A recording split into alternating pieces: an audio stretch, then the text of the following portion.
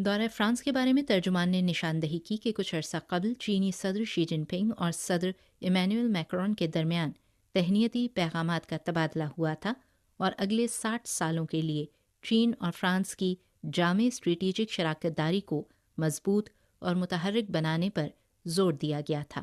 وزیر خارجہ وانگ ای کا دورہ فرانس رواں سال چین اور فرانس کے درمیان پہلی اہم سفارتی سرگرمی ہے۔